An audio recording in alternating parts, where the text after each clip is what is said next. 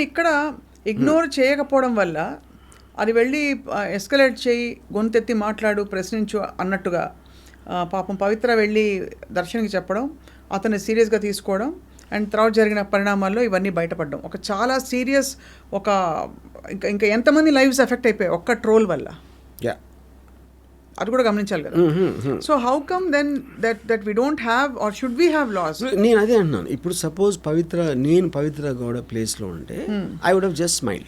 నేను చూసిన ఒకవేళ అది నా నోటీస్కి వచ్చిన వాడు అన్నది, I would have smile because I should know that he's ఒక పని లేనోడు ఎవడో, పని పాట లేనోడు ఒకడో. పని పాట లేనోడు చేస్తారు ట్రోల్స్, వేరే వాళ్ళు ఎందుకు చేస్తారు? People are busy will never troll. అవును, వాడు అంటే అప్పుడు ఇప్పుడు నేను వెళ్తాను, అదే ఎగ్జాంపుల్ చెప్తాను. If she didn't even react to that, ఇదంతా ఎందుకు జరుగుతుంది?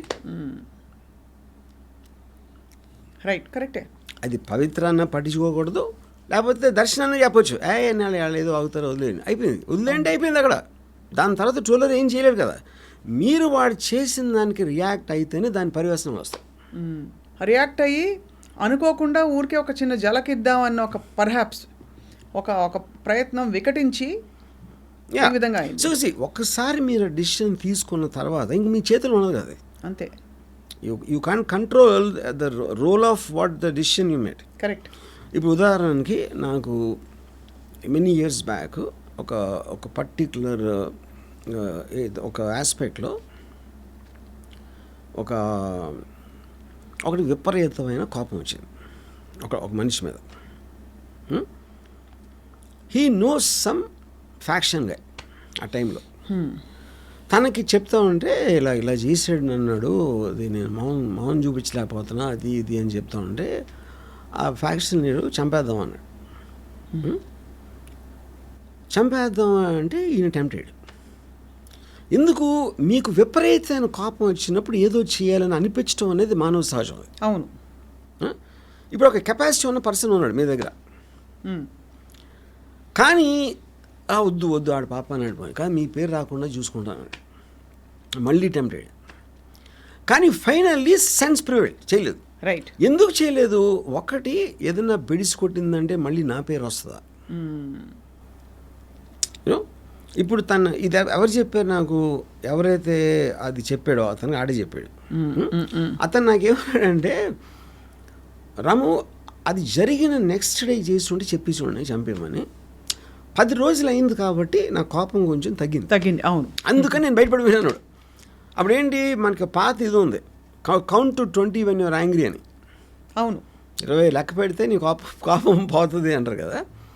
సో అప్పుడేంటి, కోపం అనేది it's a human tendency, but it's an emotion and all emotions keep coming down with time or whatever else happens, you know.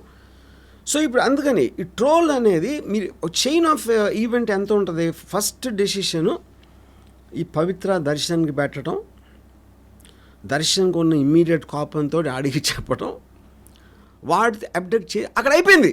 అవును. ఇదే దర్శనం ఒక రోజు డీల్ అయి ఉంటే I doubt would have done it. ఇవన్నీ టక్ జరగడంతో బేసిక్గా. కానీ సో దీంట్లో what has to be educated is not to take troll seriously, because మీ రియాక్షన్ బట్టి వాళ్ళ బలం వస్తుంది, కానీ వాళ్ళ అన్నమాలని ఏమీ జరగదు. See, today we are living in a world they can fake your pictures. అవును. వీడియోస్ ఫేక్ చేయవు, వాయిసెస్ ఫేక్ చేయొచ్చు. అవును, అంతే కదా. సో మీరు అనకపోయినా మీరు అన్నట్టు చేయగలిగే టెక్నాలజీ ఉన్నప్పుడు ఇంకా ట్రోలింగ్కి మీనింగ్ ఏంటంటే ఎవరు ఏం చేయలేరు, దాన్ని ఏమి చేయలేరు. కాదు, ఇప్పుడు it will get worse.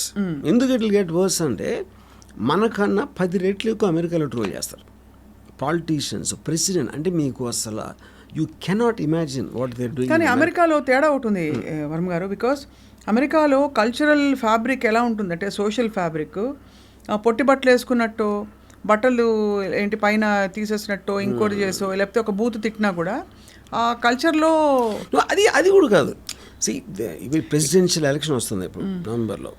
The amount of trolls on Biden and Trump and everybody unbelievable అసలు. అంటే అలా ఆలోచించే మనుషులు ఉంటారని కూడా మనం ఊహించలేం. But that will become a part of life అన్నాను, అంతే. Which is being done not only by the anonymous trollers, also being done by standup comics కానీ యాంకర్స్ కానీ అందరూ ఆ లాంగ్వేజ్లోకి వెళ్ళిపోయారు. ఒక ఫ్రీ ఫర్ ఆల్ అది. సో దాన్ని మీరు రిస్ట్రిక్ట్ చేయడానికి ట్రై చేశారంటే ఫండమెంటల్ ఫ్రీడమ్ ఆఫ్ స్పీచ్ కింద వస్తుంది అది. అదే కాబట్టి ట్రోలర్స్ ప్రతిసారి మీరు ఎలాగా నేను గబుక్కుని పెట్టాను అది ఫ్రీడమ్ ఆఫ్ స్పీచ్ని కాంట్రబ్యూన్ చేస్తా లేదని ఎవరితో చెక్ చేస్తాను నేను అసలు అది. మీరు వేలు వచ్చేస్తా ఉంటే మీరు ఎంతమంది నన్ను పట్టుకుంటారో ఏం చేయగలుగుతారు దాన్ని. Correct. Yeah that's the point.